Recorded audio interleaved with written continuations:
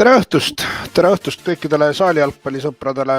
Dobri večer всем любителям футзала. FC Dokker, FC Merivälja. Aga kõik läheb üle. Mees on väljakul edasi, nii et järelikult kõik on normaalne. Nii, nüüd on vaja kaamerat pöörata. Ja, hästi, kukutakse ja kas tuleb sööt ja välja on väravas. Ja lihtne kontra. Pall ära. Что лучше все-таки, чтобы чемпион выяснялся не на бумаге. Nii pükstis kinni. Ja kas on ka penalt? Ei, enne juba. Ahah, fikseeris, et kui siin on kollane kaart. Следующую субботу. Или воскресенье, когда ты игра будет. Субботу, по-моему, в Нарве. Если еще по чемпионату стоит. Говори, nii ja lüüki! Ei saa. Aleksander Staradub. Ja nüüd ei, postimõrkest läheb see pall üle otsajoone. Ja nüüd. Aga täiesti üksi. Ja tubli Tihhanov. Vaatame. Ära vahetuslööki ja kas on pall väravas ilusti mängitud 2 sekundit enne lõppu ja Aleksander Staradub 2-0 ja kellest just sai räägitud. Aga nüüd siis teine poolaeg.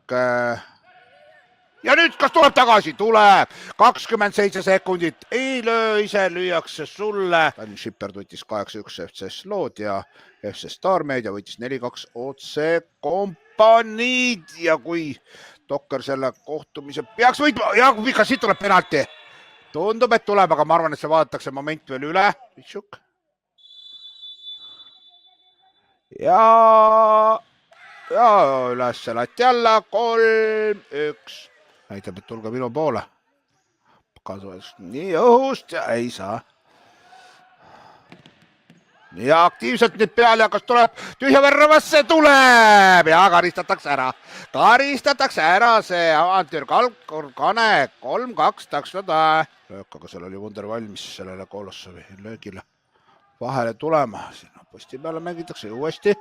Ja nüüd läheb, nüüd saadakse tagasi ja 4-2. Nii et mõlemad võistkonnad on ära kasutanud selle olukorra, et vasta 14. minut. Kohe peale lööakse ja Tihhanov maladjets. Lati alt toob selle rikošetist. Veel kord näeme seda rikošetti ja opa, maladjets. Tundub Rado Tammel olevat lõi sinna.